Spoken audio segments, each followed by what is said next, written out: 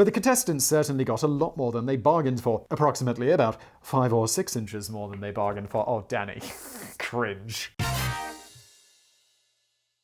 This video is brought to you by Magellan TV. They've got documentaries and stuff. More about them in a bit. And I was glancing through the script just before we got started, and I saw the words, something about Miriam, which is an absolute blast from the past, from my childhood. Because the something about Miriam was a dating show. And the something about Miriam was that she was a dude. And I don't want to jump too much ahead of it, but it's like, that was intense. I feel like today I'd be a bit more like, guys, stop complaining. Can you be a bit more woke, please? Just because you didn't know she used to be a dude, there's nothing wrong with that. I'm like progressive, like, yeah, you can call yourself whatever you want. I don't care. Like, choose your pronouns. Go for it. Like, who cares? I mean, not as far as being like, yeah, I'm identifying as a cat, because that's just a bit dumb. But like, generally I'm like, okay with that, but I don't know about the something about... Anyway, we'll get more into that in a moment, because it is utterly insane. I'm sure there's an introduction. Why I'm as here as Danny writes it, I shall read it. Sam will sprinkle in some of the finest of vintage memes. That's what happens here on Business. But what is wrong with my mouth today? I can't even say the simplest of things. It took a surprisingly long time for dating game shows to hit the UK. Why, voice? Why? Meanwhile, in Simon's throat.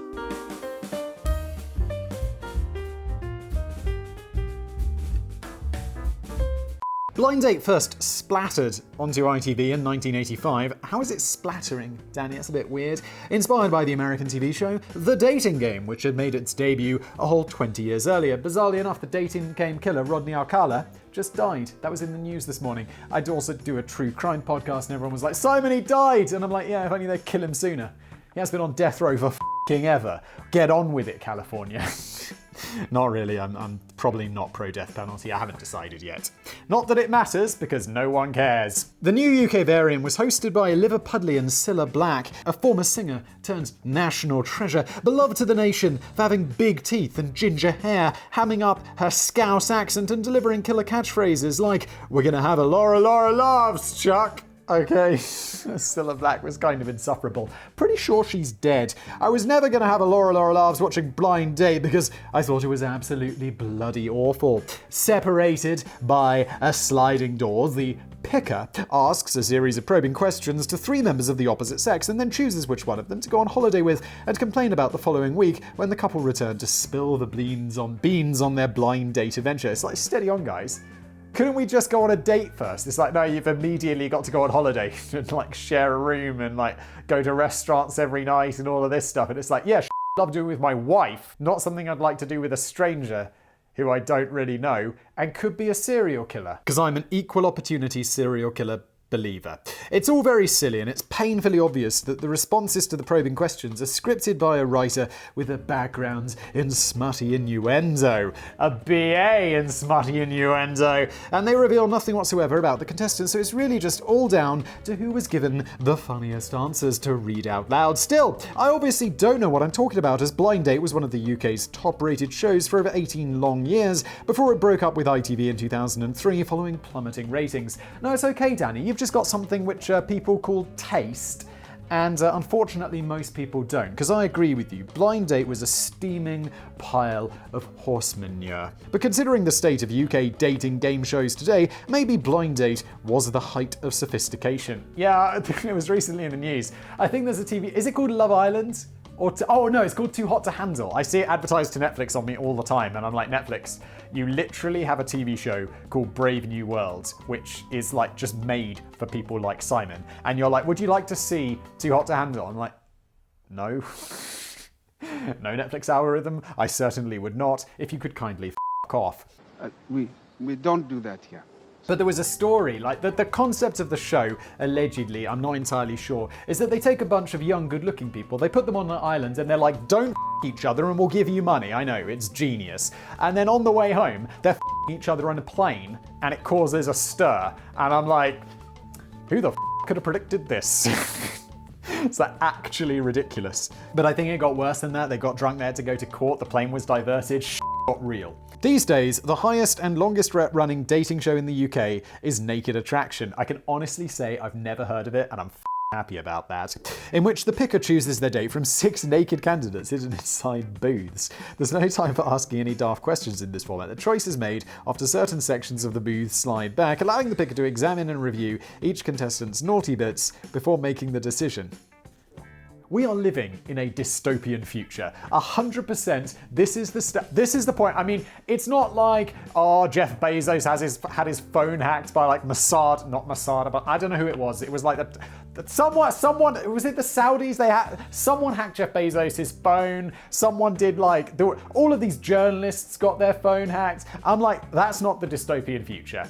This right here is the dystopian future. Now we're there. It might sound like some saucy Friday night entertainment, but the whole thing is strangely cold and clinical. But how on earth did we get to this point? Well, along the journey from Cilla Black to big, hairy genitals, we were introduced to a new wave of reality dating shows in which we usually follow the epic journey of a group of contestants fighting for the affections of the ultimate prize. And there's often a fun little twist to spice up the drama. For example, in the 2014 show I Wanna Marry Harry, it followed 12 women who were manipulated into believing that they were competing to capture the heart of Prince Harry, when in fact, I don't think that's how it works with royals. When in fact, this dream date was actually just a Prince Harry lookalike, and not even a very convincing one. That is shady and shite. And we're about to come to the something about Miriam, but before we do, I need to tell you about today's glorious sponsor, Magellan TV. I don't know why I'm doing an Italian accent, and a bad one at that. Magellan TV is a new documentary streaming service founded by filmmakers, who love history. That makes sense. I mean, it's a documentary thing, and it's got historical documentary. It'd be a bit weird if it was well, I guess was Netflix founded by people who loved movies? I think it was just founded by people who love money. A lot. More than your boy. As a result, Magellan TV has one of the richest catalogues of history content available pretty much anywhere online, from the Greeks to the Great War, plus modern history, biography, scientific profiles, true crime, and so much more. You want a plug within a plug? I've got a true crime podcast. Hey, Magellan, get on that. That's a tie-in. Their team of producers and content developers. I probably shouldn't do plugs for my own stuff within a plug for a sponsor, should I? Maybe we'll have to cut that out. Let's see. If you saw it, Magellan were like, that's A-OK, whistle boy.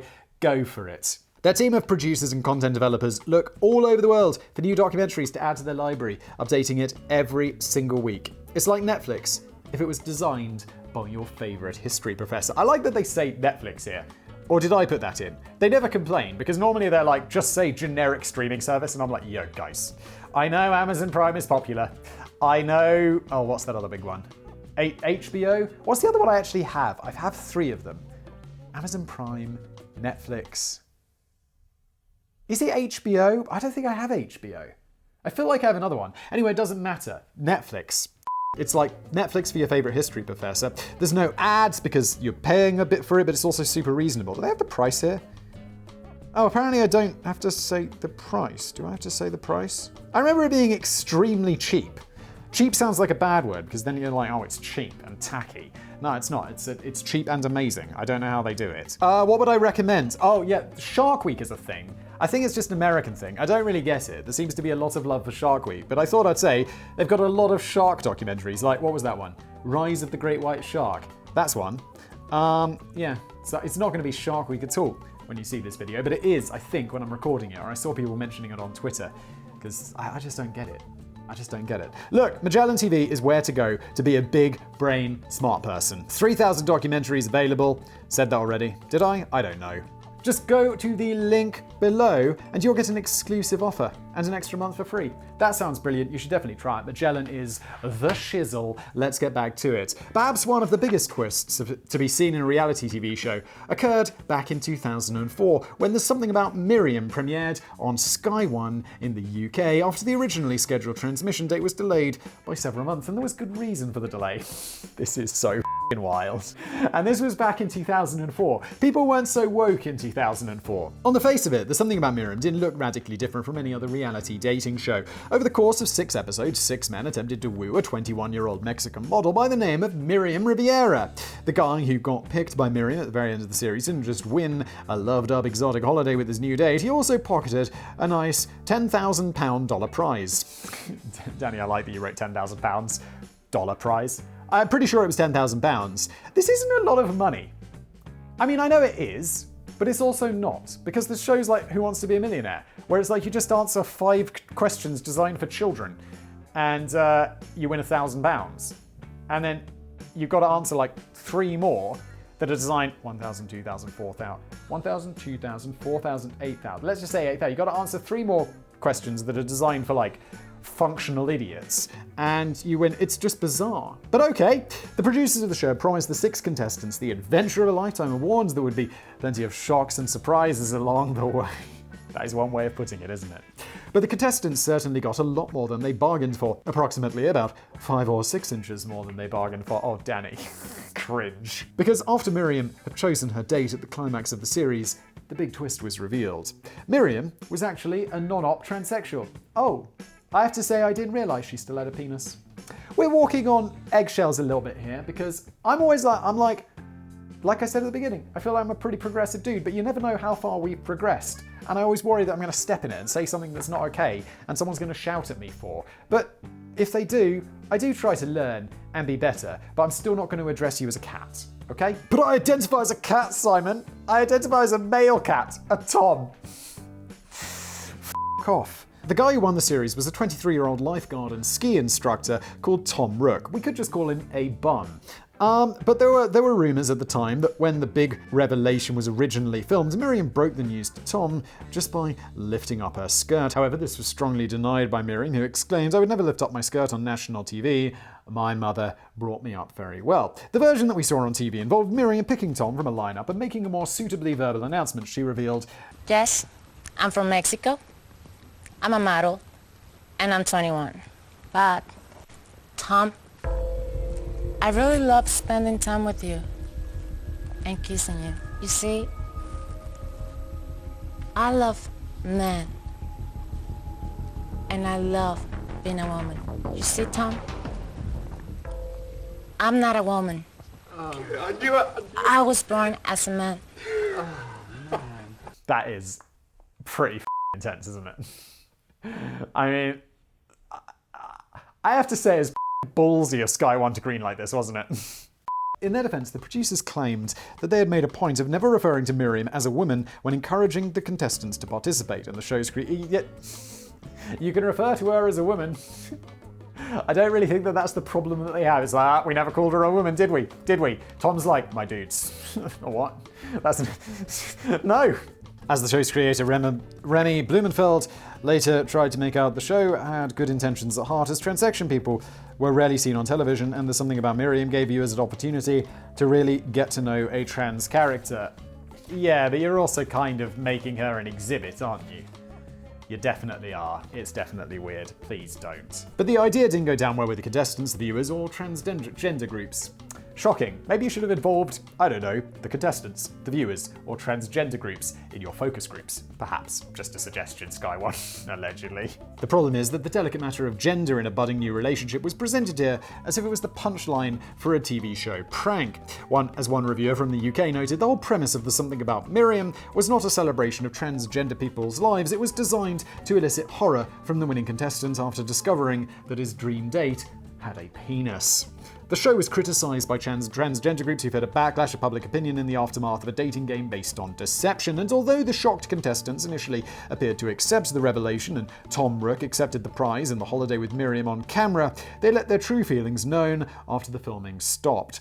Tom is going to sue. There's going to be a lot of suing. I feel like there are definitely going to be lawsuits. I know the UK is generally less litigious. If this had happened in the US, it would be like Sky One, Rupert Murdoch is he's like in debtor's prison because he got sued so hard. But even in the UK, there's gonna be some lawsuits going down. Tom later rejected the prize pot and the holiday, and all 6 contestants sued the production company for breach of contract, personal injury in the form of psychological and emotional damage, and conspiracy to commit sexual assault on camera. The latter sounds excessive, and it appears to be in relation to encouraging the contestants to unwillingly snog a transsexual person and to look a bit gay on television. I mean, I get it. It's like, it does feel mega deceptive. Again, feel like I'm going to be treading on eggshells here, but as a straight man, I would feel uncomfortable with this. Being in that position, I have no problem with it being a thing. I would just feel, it'd be weird for me. Is that bad? Is that bad? I don't know. I don't know. That's how I feel, all right?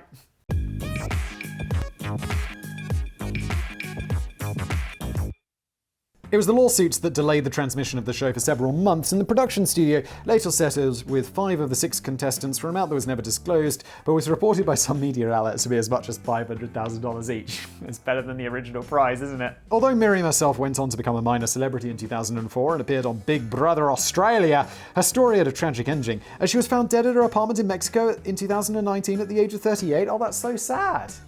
I didn't know that. Oh, that's a bummer. Although the police classified her death as suicide by hanging, Miriam's husband believed that foul play was involved after he received a mysterious, threatening phone call which warned him, "Don't come back to Mexico or we'll kill you too." Holy shit. It would be interesting to see the names on his list of suspects. The Something About Miriam was actually a success for Sky and scored respectable ratings, although it's no surprise that a second season was never likely to be on the cards. No, the lawsuits were really expensive. Rupert was like, no! Does Rupert Murdoch own Sky One? I think he does. I don't know, I mean, if he did back then or if he still, who cares? Rupert Murdoch's such a dick, allegedly. But it's one example from a long list of reality TV shows, which could maybe have done with just a few more quick workshops before getting the green light. Eden. Most reality TV show contestants dream of the moment they step outside of the studio as at the end of their journey and bask in the glory of being famous for the first time. One of the highlights of Big Brother is when a contestant leaves the house against a manic backdrop of cheering and booing crowds. And after embracing their new fans and haters, they can usually look forward to a brief period of opening church fetes and appearing in commercials for washing powder before they inevitably sink back into obscurity and cocaine addiction. Oh yeah, we're the worst, yeah. Yeah, I think like life for reality TV people, it just seems to be pretty brutal. You read a lot about it, like, or hear a lot about it in the press or whatever. It's like, yeah, you earn some money. You have a brief period of fame where you spend all that money, but you're not really earning enough money because that washing powder commercial isn't really paying that much. And then it's like you fade into obscurity, and that's kind of it. And you're probably not going to get another 15 minutes of fame, and well, it's all over for you.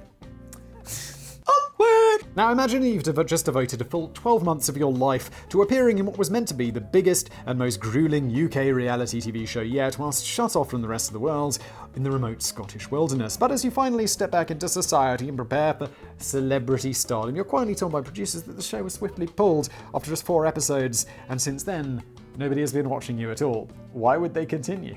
Just be like, fly a helicopter to the island, be like, guys, I'm sorry, it's over. And you'd be like, well, that's a bummer, but at least I didn't spend like the next, 11 months of my life wasting my time. Could have been earning money as a job. That's kind of what happened with Eden, possibly the biggest ever reality TV show disaster from 2016. Roasting a reported budget of £15 million, channel. It's always Britain. What are we up to with our It's probably because we're not litigious enough. Like, there's not enough people suing each other. With Something About Miriam, it's like, yeah, 5 people sued for like £500,000. They had to pay out £2.5 million, but we made tons of money. So they're like, yeah, let's continue. Whereas in America, it'd be like, yeah, we sued, and everyone was awarded $6.4 billion. And now the parent company, Time Warner, is out of business. Or whatever, I don't know what Time Warner. It's allegedly Time Warner. I just chose you as an example of a giant company that I know. The Channel 4 show dumped 23 strangers in, oh my god, can't pronounce it, peninsula in the Scottish Highlands, and told them to try and build a new society from scratch. Billed as a social experiment, the real point behind the show was surely just the chance to enjoy the inevitable fallout of 23 people gradually getting on each other's tits as they attempt to establish a pecking order, build shelters, grow their own food, and learn how to hunt over the course of 12 gripping months of TV gold. That is a really long-ass time. Things got off to a bit of a bad start when several contestants made early exits from the show in protest of conditions in which they were expected to survive. Dude, you're being dumped on an uninhabited island in the Scottish Highlands. What did you expect?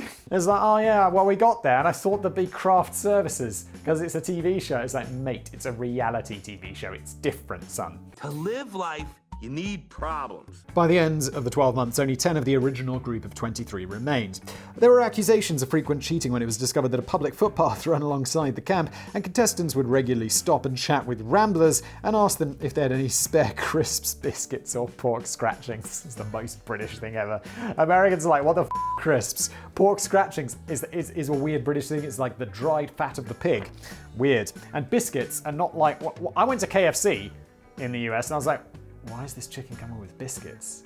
because we call cookies biscuits. And I'm like, all right. And then I arrived and it's a completely different thing. And I'm like, where are my chips?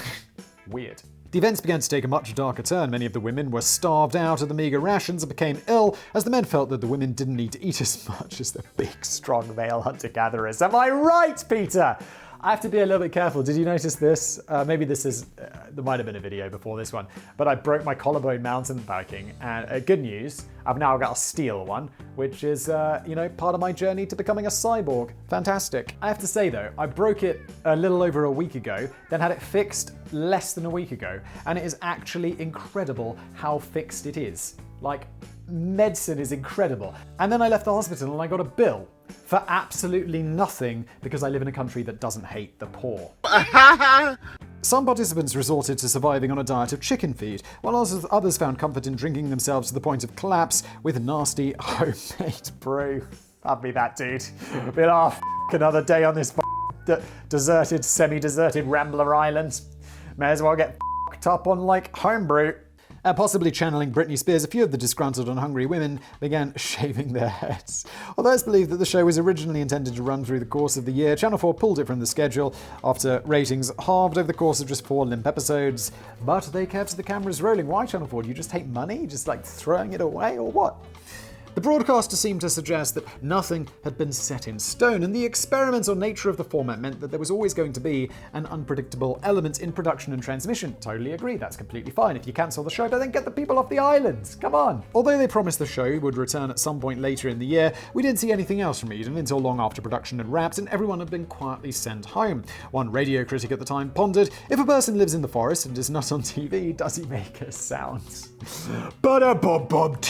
I would do the motion except the cyborg collarbone. You're a coward, you know that? In an attempt to salvage something from the mess, Channel 4 did eventually broadcast 5 more episodes to little fanfare in 2017 under the banner Eden Paradise Lost, which largely just illustrated why the whole thing was a massive waste of everybody's time. But spare a thought for the poor participants. They not only stepped out of a supposedly huge TV event into complete anonymity, but they also discovered that in their absence, the UK had voted to leave the EU. In the shambles that was Brexit, Donald Trump was now president and the whole world had turned to shit. I expect some of them went right back to the Scottish Islands. Yeah, a lot of shit went down in the last 5 years, right? Donald Trump became president, then he didn't become president, there was COVID, there was, what was the other thing you mentioned?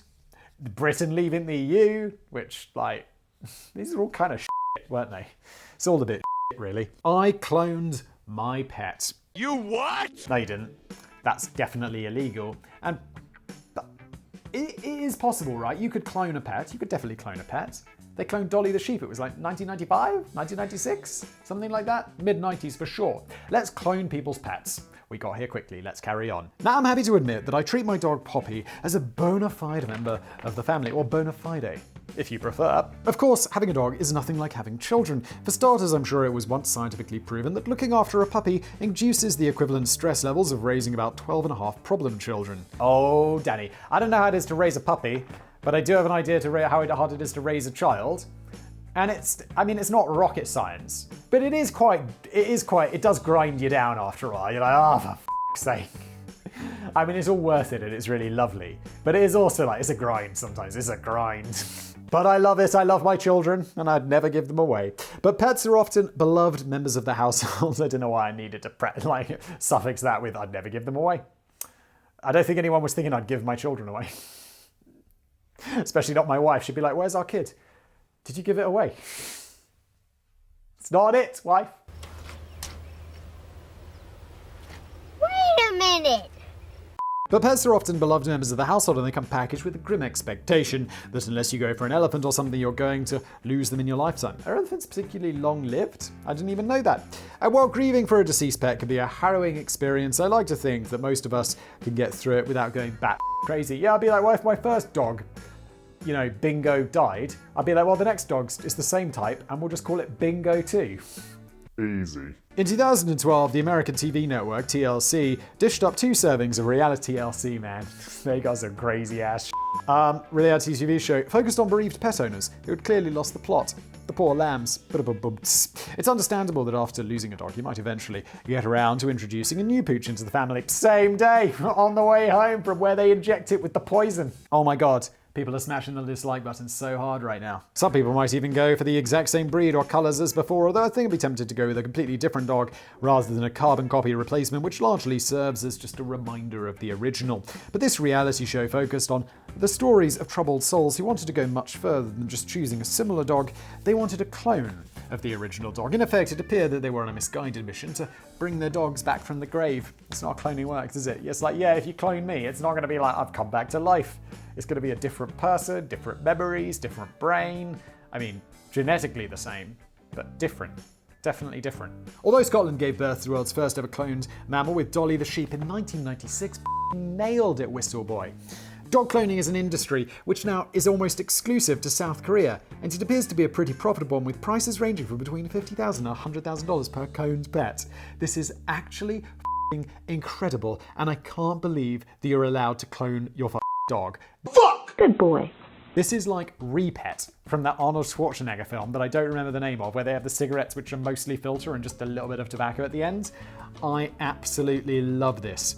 They called me a madman. The Sohm Institute is just one South Korean facility which harvests the DNA of your dead dog and impregnates it into a surrogate bitch who eventually delivers a new clone for you to take home and spoil rotten. I don't know.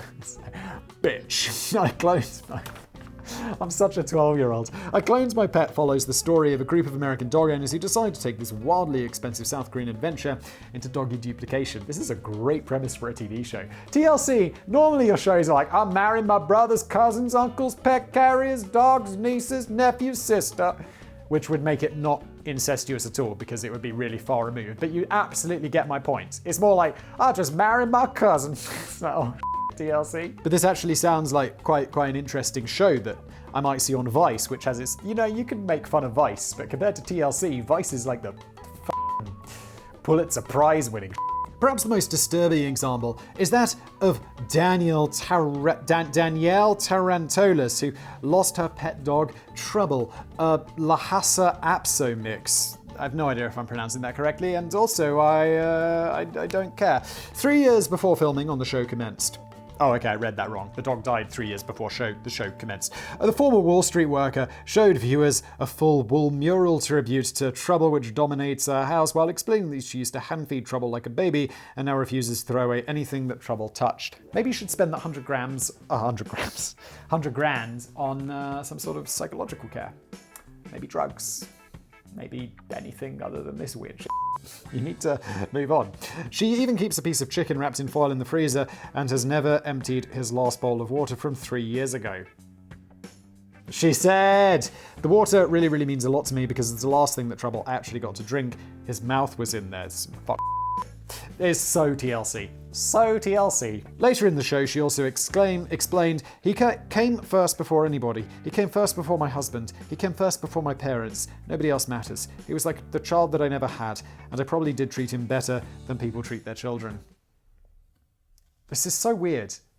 I don't even know what to say to this. It's just weird. Danielle managed to negotiate the original cloning fee down from $100,000 to $50,000 and eventually ended up with a new version of her pooch, which she cleverly named Double Trouble. And she was so pleased with the results that she later forked out for another dog clone, which she christened Triple Trouble. Great job. This is so weird. You have way too much money. This is my dog Trouble, who I would love to clone. He was the love of my life, and I want him back. The show gets even wackier from there as one participant decides to consult a dog medium before going ahead with the clone just to check that the deceased pet approves of the decision. Wow, that is a strange marrying of like the height of technology and the height of craziness. Not the height of craziness, obviously, but like let's just say like the height of science and the height of pseudoscience. Married as one. The good news is that the dead dog said yes. I would have been too surprised though if the dog medium had been hiding a distinctly South Korean accent. Yeah. It's like they work for that firm, for shizzle.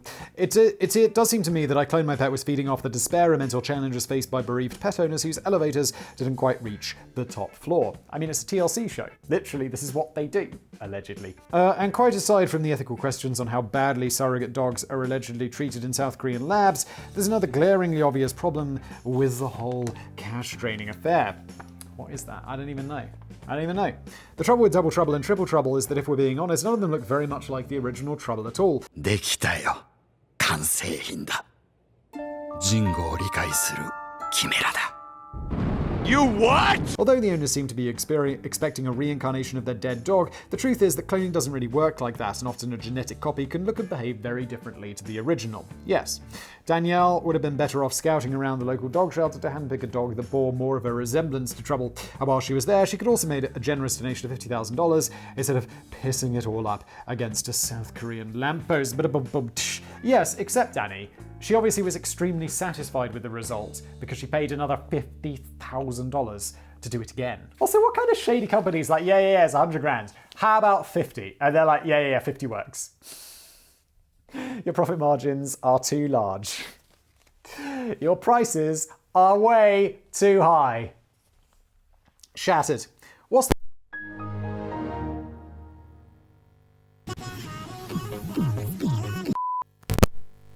I'm dancing around this goddamn mic wire with my goddamn cripple shoulder, and it's not the best of times, to be honest. Shattered. What's the longest period of time you've ever managed to stay awake without taking a nap and without necking loads of drugs? For me, I think it would be a journey from Cornwall to Romblon in the Philippines, which ended up taking about 46 hours in total, including 2 flights, a 13-hour boat trip, a rail journey, several long drives, and 3 different pub sessions. Danny, what are you doing with those pub sessions? Oh wait, Danny can't drive, can he? Danny, you got someone to drive you all this way and stop you at the pub, and you just drink. You legend. I am not that persuasive. For me, I think, Danny's 46 hours? I don't think I've done that long. I would say I've probably done a normal wake up, then skipped an entire night of sleep, and then gone to bed early the next day. So let's say I woke up at 8, and then I went to bed at 8 o'clock the following, so it'd be 36 hours. 36 hours is probably the longest I've done. Cool story, Hansel. I just couldn't seem to drift off at any point. By the end of it, I felt weirdly more awake than I'd ever felt in my life. But I definitely had a bit of a lie-in when I finally got my head down on a mattress and desperately tried not to think about the return journey. Danny, where the were you going in the Philippines? Like, what's the capital is Manila the capital of the Philippines? I'm pretty sure you could take a direct flight to Manila. So are you going, it's like, Danny's on some spy mission. There's some random island in the middle of nowhere. 13-hour boat trip, Danny? Where are you going? Sleep deprivation was the riveting subject of a UK reality show back in the UK with some more crazy are we, called Shattered from 2004, in which 10 contestants attempted to go without sleep for a whole week, and being with a chance of winning a £100,000 prize jackpot. Filmed in the glamorous surroundings of an old abandoned warehouse in East London, the contestants in the Channel 4 production were given very little to do over the course of the week, so we were quite literally watching a group of bored and tired strangers try not to fall asleep. Anytime one of them closed their eyes for longer than 10 seconds, £1,000 was deducted from the grand prize, and the worst performer was booted off the show each night, leading up to the final challenge with the last 3 bleary-eyed contestants. This show sounds like, yes, I do want to know how long they managed to stay awake for. I want to know if any of them died or went crazy. But actually watching it, it's like, this is one of those reality TV shows where it's like, yeah, I'll just read the Wikipedia page. That's enough. I don't need to see it. Because it's probably very boring. Some of the rules were a bit vague though. Sleep deprivation is obviously a popular option for a torture tactic, and if Channel 4 really had encouraged contestants to stay awake for the full week, they could have potentially been accused of producing deeply unethical entertainment. Well, yeah, except the people volunteered to be there. It would be a bit like, yeah, do you want to be waterboarded? Like, what was that late night TV show host, or I don't know, was he a right-wing TV person who was like, yeah, no, waterboarding's not torture, and then they waterboarded him, and he was like, no, it's torture. It's definitely torture. Was that the story? I don't even remember properly. But it's not like the person who tortured him is going to be arrested for war crimes or some shit. It's like he volunteered.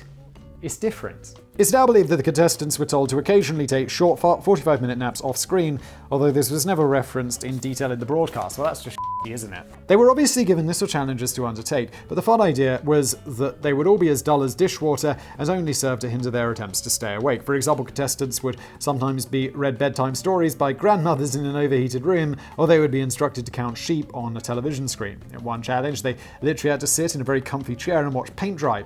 So this really proved to be the pinnacle of reality TV. We weren't just watching paint dry. We were watching other people watch paint dry. What was it that I said where we'd arrived in the dystopian future? Maybe we've arrived at the dystopian future sooner than I thought. The British Association for Counselling and Psychotherapy branded the torturous TV show mischievous and dangerous, and reminded Channel 4 that when American DJ Peter Tripp had broken a world record in 1959 by staying awake for 201 hours in a wake-a-thon broadcast, he later suffered a breakdown and began to believe that he was an imposter of himself. Holy dude, that's intense. You just stay awake for like 8 days and your shit just goes down. That's it. You're up. Shattered did occasionally seem to illustrate the dangers of sleep deprivation when some contestants began to suffer from hypnagogia and